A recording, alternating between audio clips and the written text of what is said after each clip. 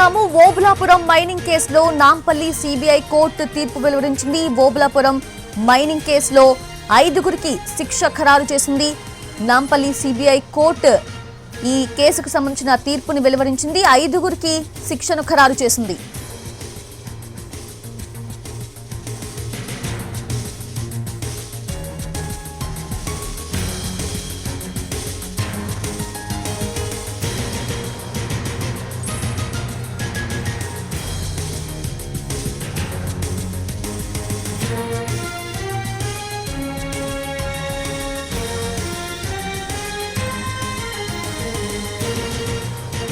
Obulapuram mining కేసులో 5గురికి శిక్ష ఖరారు చేస్తూ తీర్పునిచ్చింది. ఓబులాపురం మైనింగ్ కేసులో నాంపల్లి సిబిఐ కోర్టు తీర్పు వెలువరించింది.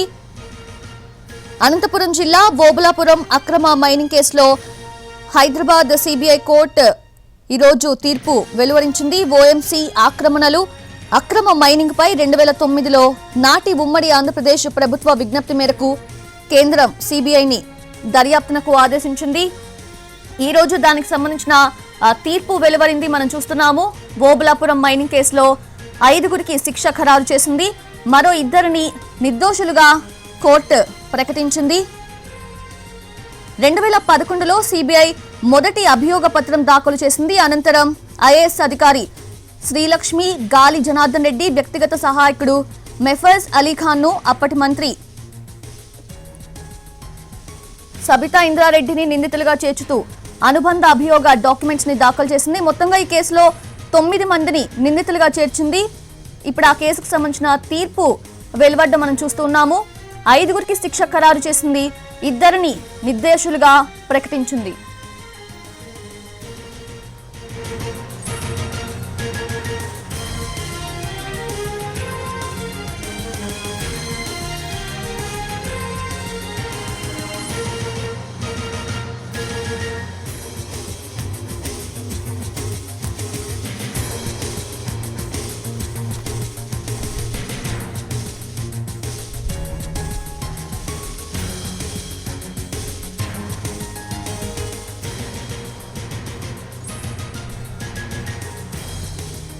రైట్, మనం బ్రేకింగ్ న్యూస్ చూస్తూ ఉన్నాము.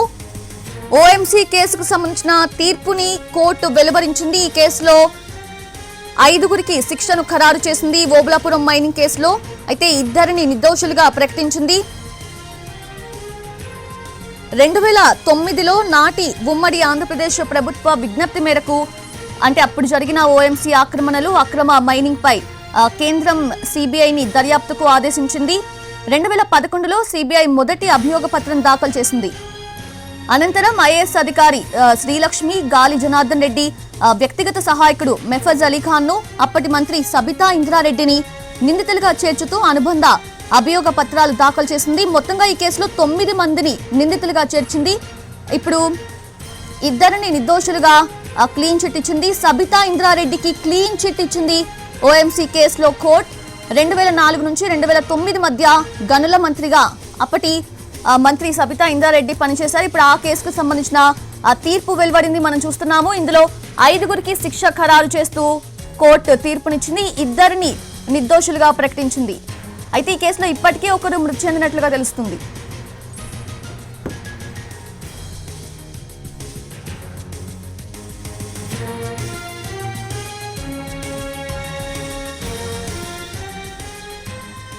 ఓబులాపురం మైనింగ్ కేసులో 5గురిని దోషులుగా నిర్ధారించింది కోర్టు. మరో 2 నిర్దోషులుగా ప్రకటించింది నాంపల్లి సిబిఐ కోర్టు.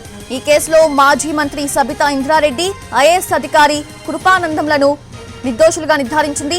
వారికి క్లీన్ చిట్ ఇచ్చింది.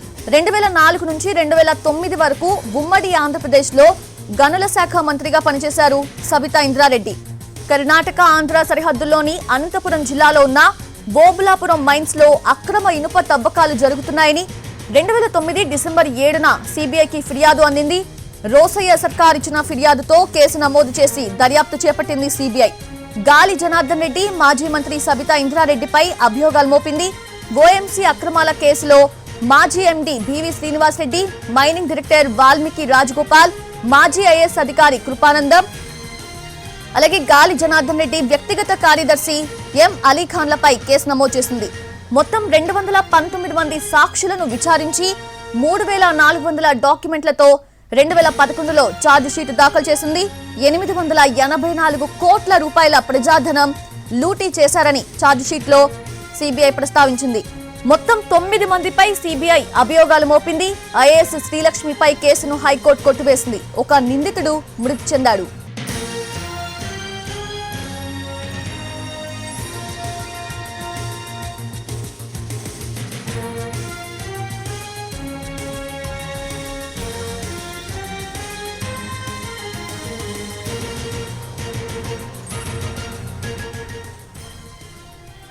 బోబులాపురం మైనింగ్ కేసులో 5గురిని దోషులుగా నిర్ధారించింది కోర్టు. మరో 2 నిర్దోషులుగా ప్రకటించింది. అయితే ఈ కేసులో మాజీ మంత్రి సబితా ఇంద్రారెడ్డి, ఐఏఎస్ అధికారి కృపానందంలను నిర్దోషులుగా నిర్ధారించింది. వారికి క్లీన్ చిట్ ఇచ్చింది. 2004 నుంచి 2009 వరకు ఉమ్మడి ఆంధ్రప్రదేశ్లో గనుల శాఖ మంత్రిగా పనిచేశారు సబితా ఇంద్రారెడ్డి. కర్ణాటక ఆంధ్ర సరిహద్దుల్లోని అనంతపురం జిల్లాలో ఉన్న బోబులాపురం మైన్స్ లో అక్రమ ఇనుప తవ్వకాలు జరుగుతున్నాయని 2009 డిసెంబర్ 7న సిబిఐకి ఫిర్యాదు అందింది. రోసయ్య సర్కార్ ఇచ్చిన ఫిర్యాదుతో కేసు నమోదు చేసి దర్యాప్తు చేపట్టింది సిబిఐ. గాలి జనార్దన్ రెడ్డి, మాజీ మంత్రి సబితా ఇంద్రారెడ్డిపై అభియోగాలు మోపింది. ఓఎంసీ అక్రమాల కేసులో మాజీ MD BV Srinivasareddy, mining director Valmiki Rajagopal, మాజీ ఐఏఎస్ అధికారి కృపానందం, గాలి జనార్దన్ రెడ్డి వ్యక్తిగత కార్యదర్శి ఎం అలీఖాన్లపై కేసు నమోదు చేసింది. మొత్తం 219 మంది సాక్షులను విచారించి 3400 డాక్యుమెంట్లతో 2011లో ఛార్జ్ షీట్ దాఖలు చేసింది. 884 కోట్ల రూపాయల ప్రజాధనం లూటీ చేశారని ఛార్జ్ షీట్ లో ప్రస్తావించింది సిబిఐ. అయితే ఈ కేసులో మొత్తం 9 మందిపై సిబిఐ అభియోగాలు మోపింది. ఐఏఎస్ శ్రీలక్ష్మిపై కేసును హైకోర్టు కొట్టివేసింది. ఒక నిందితుడు మృతి చెందాడు.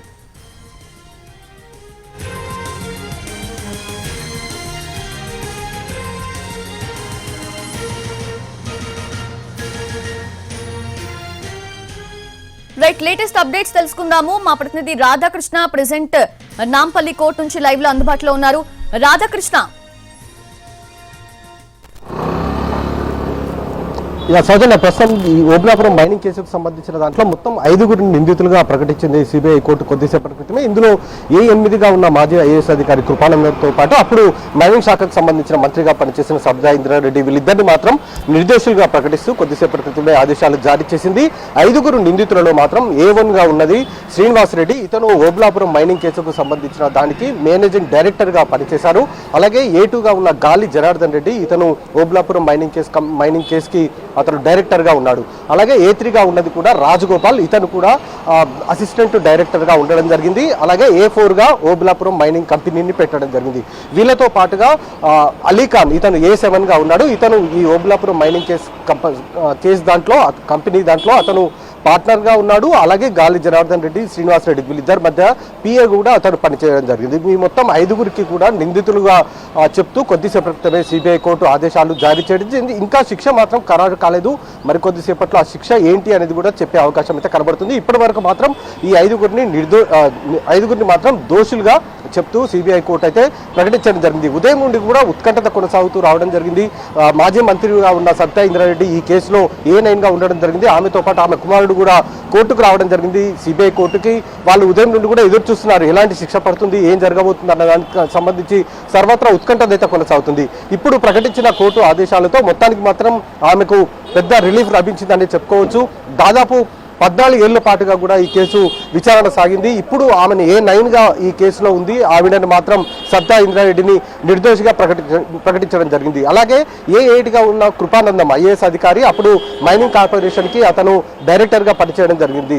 అతనికి సంబంధించి కూడా విచారణలో భాగంగా ఎలాంటి ఆధారాలు లభించకపోవడంతో అతన్ని కూడా నిర్దోషిగా ప్రకటిస్తూ కొద్దిసేపటి క్రితమే కోర్టు ఆదేశాలు జారీ చేయడం జరిగింది. ఇంకా ఈ కేసులో A6గా ఉన్న శ్రీలక్ష్మి, ఐఏఎస్ అధికారి ఎవరైతే ఉన్నారో ఈవిడ మాత్రం హైకోర్టుకు వెళ్ళి హైకోర్టు నుండి డిశ్చార్జ్ చేసుకోవడంతో ఆమెను ఈ కేసు నుంచి తప్పించడం జరిగింది. అలాగే A5గా ఉన్న లింగారెడ్డి ఇతను మాత్రం చనిపోవడం జరిగింది. దీంతో ఇతనిపైన ఎలాంటి కేసు లేకుండా పోయింది. మొత్తం 9 మందిలో ఇప్పుడు 5గురికి శిక్షను ఖరారు చేసింది. 2 మాత్రం నిర్దోషులుగా ప్రకటించడం జరిగింది. మరొక 2లో ఒకరు చనిపోగా ఒకరు డిశ్చార్జ్ మెమో తీసుకోవడం జరిగింది. మరికొద్దిసేపట్లో శిక్షను ఎంతవరకు వీళ్ళకు పడుతుంది అనేది మరికొద్దిసేపట్లో సిబిఐ కోర్టు ప్రకటించబోతుంది. సౌజన్య, ఏ నెలలోగా ఈ విచారణ అంతా పూర్తి చేయాలి, తీర్పు వెలువరించాలని ఒక గడువు పెట్టడం జరిగింది. సో ఆ గడువులోగానే అంటే ఇప్పుడు మేలలోనే ఈ రోజు తీర్పు వెలువరించడం కూడా జరిగింది. సో అంటే ఫర్దర్ గా వాళ్ళ ముందున్న ఆప్షన్స్ ఏమై ఉండొచ్చు?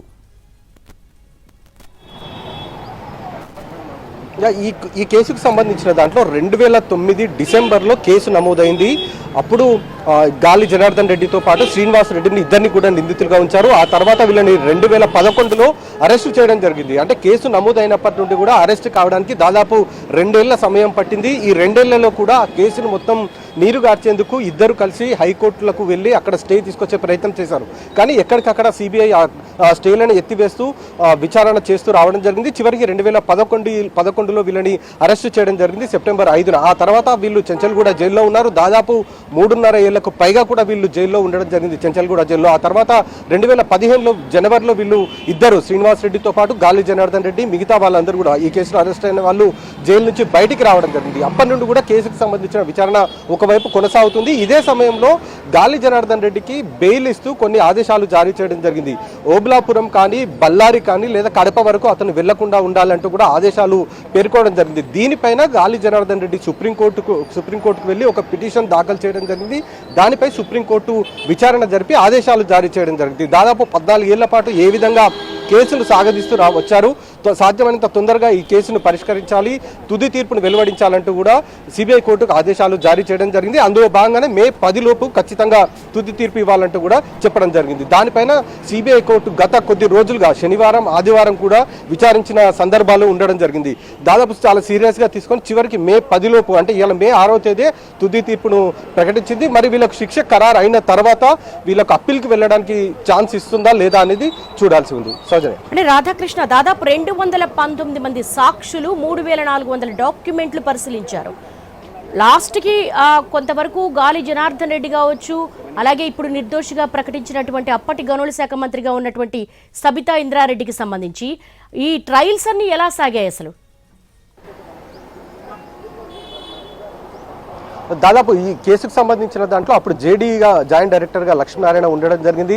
బళ్ళారి నుండి అతని ఇంట్లోంచి అరెస్టు చేసి తీసుకొని హైదరాబాద్లో ఉన్న దిల్కుషా గెస్ట్ హౌస్లో అప్పుడు సిబిఐ కార్యాలయం కొనసాగుతూ ఉండేది. అక్కడే అతన్ని ఉంచి దాదాపు ఒక రోజు మొత్తం కూడా ఉంచి విచారించడం జరిగింది. ఆ తర్వాత సిబిఐ కోర్టులో గాలి జనార్దన్ రెడ్డితో పాటుగా ఇటు శ్రీనివాస్ రెడ్డి వీళ్ళిద్దరిని కూడా కోర్టులో హాజరుపరచడం జరిగింది. దీనికి సంబంధించి వాళ్ళని రిమాండ్కి పంపించడం, ఇన్వెస్టిగేషన్లో భాగంగా దాదాపు 219 మంది సాక్షులు విచారించారు. అంటే అప్పుడు కంపెనీకి సంబంధించిన వాళ్ళు కావచ్చు, అప్పుడు ఎవరైతే ప్రభుత్వ ఉద్యోగులుగా ఉన్నారో వాళ్ళందరినీ కూడా విచారించడం జరిగింది. ప్రధానంగా మైనింగ్ శాఖకు సంబంధించిన ఉద్యోగులను అందరినీ కూడా విచారించారు. అంటే వీళ్ళు మైనింగ్ కంపెనీకి సంబంధించిన ఆదేశాలు జీవో ఏ విధంగా వీళ్ళకు రావడం జరిగింది, ఏ విధంగా వీళ్ళు ఓబులాంపురం మైనింగ్ కంపెనీ స్థాపించారు, వీళ్ళకు తవ్వకాలు జరిపేందుకు అనుమతులు ఏ విధంగా వచ్చాయి అన్న దానికి సంబంధించి ఒకవైపు విచారిస్తూనే మరొక వైపు వీళ్ళు రాష్ట్రాల సరిహద్దులను చెరిపేశారన్న ఒక 6 అభియోగాలు కూడా రావడంతో వాటి జోలికి వెళ్లకుండా కేవలం మైనింగ్ సంబంధించిన వాటిపైనే వాళ్ళు ఏ విధంగా నిబంధనలు ఉల్లంఘించారు అన్న దానికి సంబంధించిన వాటిపైనే విచారణ జరపాలని అప్పుడు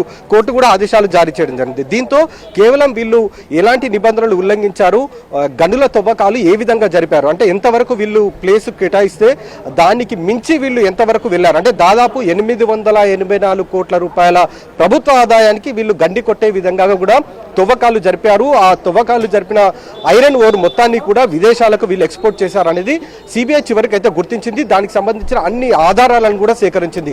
ఎక్కడైతే ఎక్స్పోర్ట్ చేశారో వాటికి సంబంధించిన డాక్యుమెంట్స్ దాదాపు 3000కు పైగా కూడా డాక్యుమెంట్స్ కూడా సేకరించడం జరిగింది. వీటిని అన్నిటిని కూడా ఎవిడెన్స్గా తీసుకోవడం జరిగింది. అలాగే ముందుగా ఈ కేసులో సబితా ఇంద్రారెడ్డికి సంబంధించిన పేరు లేదు. మొదటి ఛార్జ్ షీట్లో కూడా ఆమెకు సంబంధించిన పేరు మాత్రం ఎక్కడ కూడా లేదు. కానీ కేసు దర్యాప్తులో భాగంగా చివరిగా 4వ ఛార్జ్ షీట్ దాఖలు చేసినప్పుడు మాత్రం అందులో సాక్షిగా ఉన్న సబితా ఇంద్రారెడ్డిని చివరికి ఇందులో నిందితురాలుగా చేర్చడం జరిగింది. ఆ తర్వాత నుండి కేసు ట్రయల్స్ నడుస్తూ ఉండడం, ఒకరి తర్వాత ఒకరు వాదోపవాదనలు కొనసాగుతున్న నేపథ్యం అయితే సాగడం జరిగింది. చివరికి 14 ఏళ్ల పాటు అయితే ఈ విచారణ కొనసాగింది. ఇవాళ ఈ కేసులో తుది తీర్పు వచ్చింది. దేవి రాధాకృష్ణ, నిర్దోషిగా సబితా ఇంద్రారెడ్డిని ప్రకటించారు. అసలు ఏ అంశాలు సిబిఐ కోర్టు పరిశీలించి ఈ క్లీన్ చిట్ ఇచ్చింది?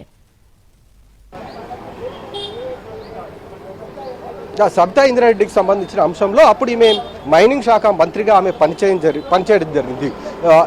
ఈ గనులు ఏవైతే ఓబులాపురం మైనింగ్కి సంబంధించిన గనులను అప్పుడు ఉమ్మడి ఆంధ్రప్రదేశ్ సంబంధించి ఆ ప్రాంతానికి అంటే ఆంధ్రప్రదేశ్ రాష్ట్రంలో ఉన్న భూములు ఏవైతే గనులు ఏవైతే ఉన్నాయో వాటికి కేటాయించడంలో అప్పుడు ఆ మైనింగ్ శాఖ మంత్రిగా ఉంది కాబట్టి ఆమె సంతకం చేస్తేనే ఆ గనులు అనేవి వాళ్లకు కేటాయించబడతాయి. దీంట్లో ఆమె ప్రమేయం ఉంది. ఆమె లబ్ధి పొందిన తర్వాతనే వీటిని గనులను కేటాయించింది అనేది అభియోగాలు మోపించడం జరిగింది. కానీ ఈ అభియోగాలను పూర్తి స్థాయిలో కోర్టులో ధృవీకరించడానికి, కోర్టు ముందు ఉంచడానికి మాత్రం అధికారులు ఫెయిల్ అయ్యారని మనం చెప్పుకోవచ్చు. ఆమెకు సంబంధించిన పాత్ర ఇందులో ఎక్కడా లేదు. అప్పుడు ప్రభుత్వం, అప్పుడు ఉమ్మడి ఆంధ్రప్రదేశ్లో ఉన్న ప్రభుత్వం ఎలాంటి నిర్ణయాలు తీసుకుందో వాటిని మాత్రమే కట్టుబడి పనిచేశాము తప్ప ఎక్కడ కూడా తమ స్వప్రయోజనాలకు పనిచేయలేదంటూ కూడా సబితా ఇంద్రారెడ్డికి సంబంధించిన తరపు న్యాయవాదులు వాళ్ళ వాదనలు వినిపించడం, అదే క్రమంలో వాళ్ళకి సంబంధించిన నేరాలు అంటే వీళ్ళు మైనింగ్ లబ్ధి పొందారన్న దానికి సంబంధించిన ఎవిడెన్స్ని ఎక్కడా కూడా కోర్టు ముందు ప్రొడ్యూస్ చేయలేకపోయారు. దీంతో ఇప్పుడు 8వ నిందితుడిగా ఉన్న ఐఏఎస్ అధికారి కృపానందం కావచ్చు, అలాగే మాజీ మంత్రి సబితా ఇంద్రారెడ్డి కావచ్చు, వీళ్ళకి సంబంధించిన ఎలాంటి ఎవిడెన్స్ లేకపోవడంతో వీళ్ళిద్దరి పాత్ర లేదు ఈ ఓబులాపురం మైనింగ్ సంబంధించిన కేసులో. కేవలం గాలి జనార్దన్ రెడ్డి, శ్రీనివాస్ రెడ్డితో పాటు రాజగోపాల్, అలాగే వాళ్ళకి సంబంధించిన పిఏ అలీఖాన్, వీళ్ళ నలుగురు ఓబులాపురం మైనింగ్ కంపెనీ వీళ్ళు మాత్రమే పూర్తి స్థాయిలో లబ్ధి పొందారు.